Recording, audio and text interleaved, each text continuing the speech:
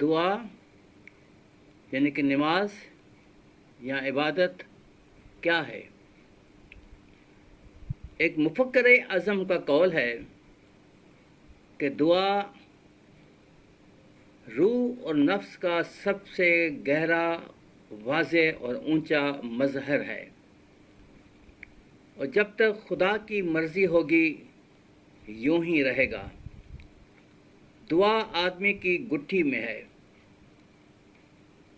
دعا کی طبیعت اور مزاج کا ظہور ہمیشہ ہی انسان میں طرح طرح سے بے کثرت ظاہر ہوتا رہا ہے، خواہ ان کی زبان، مذہب اور طبقے کچھ ہی رہے ہوں۔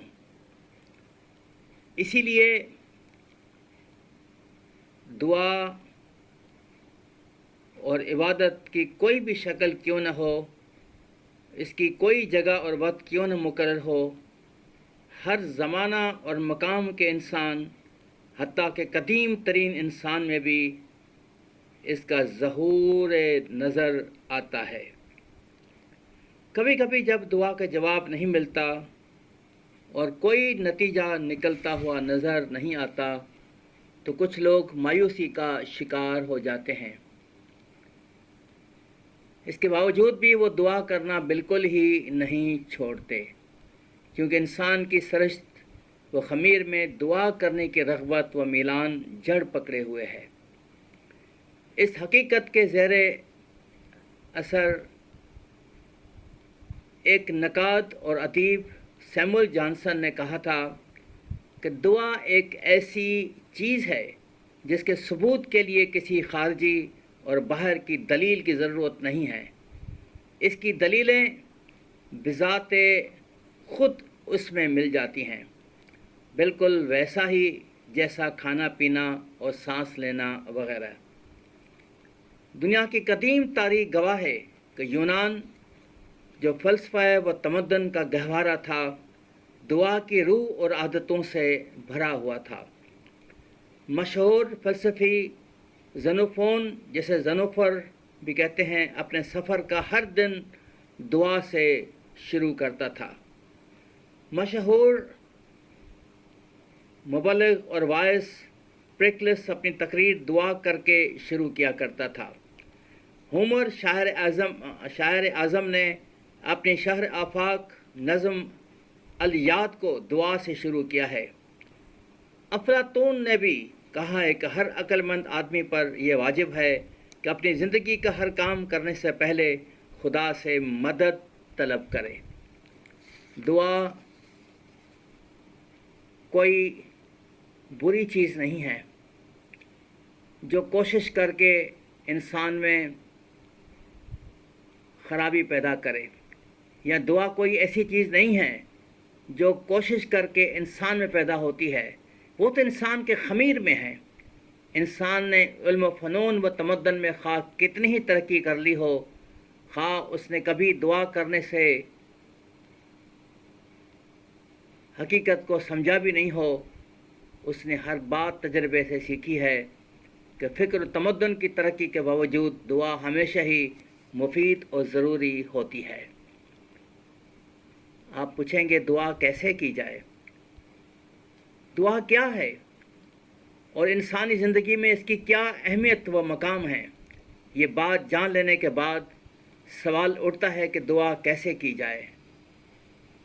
ذرا دیکھیں مسیحیت کی تعلیم کی روشنی میں یہ کیا ہے۔ لوکا کی انجیل 11واں باب، اس کی پہلی آیت،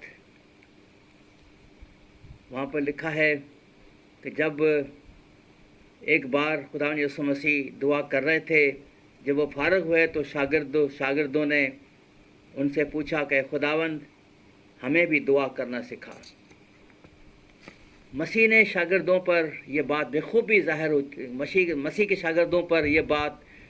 ظاہر ہو چکی تھی کہ جناب مسیح کی عجیب و پرجلال زندگی میں دعا میں ایک گہرا اور اٹوٹ رشتہ ہے۔ شاید اسی لیے وہ خداوند یسوع مسیح کے پاس یہ درخواست لے کر آئے کہ ہمیں بھی ایک ایسی دعا سکھائیں۔ मसीह खुदावन शागिर्दों का फ़कत यही बताने पर इक्तफ़ा नहीं करते कि निशाना और मंजिल मकसूद तक इस तरीके से पहुंचा जाता है, बल्कि वो उन्हें करके और दिखा कर बताता है।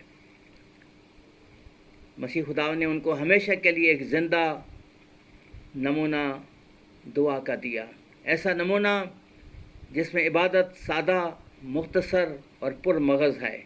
ऐसी इबारत जो खुदा के फजल के तख्त के सामने आसानी से बोली जा सकती है। मैं बात कर रहा हूँ दुआ रब्बानी के बारे में, और दुआ का ये नमूना बड़ा आसान सा है, लेकिन बड़े गहरे मतालिब का हामिल है। मसीही लोग इसे दुआ रब्बानी या खुदावंद की सिखाई हुई दुआ कहते हैं। ये दुआ चंद हिस्सों पर मुश्तमिल है। पहला हिस्सा बतौर तारुफ या पेश लफ्ज़ की हैसियत रखता है, जो ये है कि ऐ हमारे बाप तो जो आसमान पर है। दुआ के इस हिस्से में एक पुकार और इस्तदा है जो हमें और हमारे आसमानी बाप यानी खुदा को एक हैरान कुन रिश्ते में मुंसलिक कर देती है। कुर्बत का ये रिश्ता हमारे खुदा और हमारे दरमियान में हमेशा कायम रहता है। इस तारफ़ी कलमे से इस बात का इजहार हो जाता है कि दुआ करने वाला बंदा दुआ के सुनने वाले मालिक और आका यानी कि खुदा के साथ मोहब्बत का एक शख्सी और अनोखा रिश्ता रखता है। दुआ करने वाले को रूहुल कुद्स और इल्म व एहसास का इल्म है कि खुदा बाप है। खुदा ने हमें 3 इल्तिजाएँ सिखाई हैं कि तेरा नाम कुद्दूस और पाक माना जाए, तेरी बादशाही आए और तेरी मर्ज़ी पूरी हो। और फिर हम इन इल्तिजाओं पर जब नज़र करते हैं तो हमारी जिस्मानी ज़रूरतों का भी ख्याल आ जाता है कि हमारी रोज़ की रोटी आज हमें अता फरमा। फिर आगे है दूसरों को माफ़ करने की दुआ है, हमारे कर्ज़ हमें माफ़ कर दे, हमें आजमाइश में न गिरने दे बल्कि बुराई से बचा। और ये मिन्नत भी गुनाह और उसके फ़रेबकारियों से बचे रहने से मुतल्लिक़ है। अब हम इस दुआ के नतीजे पर गौर करके देखें तो हमें अंदाज़ा होगा कि हम खुदा के हुज़ूर अपनी कुर्बानी गुज़रानते हैं, क्योंकि खुदा ही सारे जहान का मालिक है और उसके हाथ में सारी कुदरत और इख्तियार है। हमारी सारी दुआओं और मिन्नतों को सुनने और कबूल करने का सारा इख्तियार उसे ही है।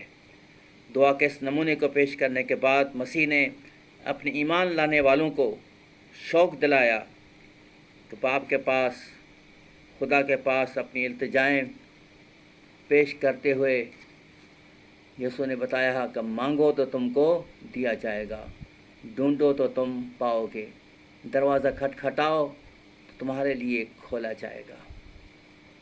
दुआ कभी इसलिए भी नामकबूल होती है क्योंकि वो दिल से नहीं बल्कि बतौर एक मजहबी फरीज़े के मांगी जाती है।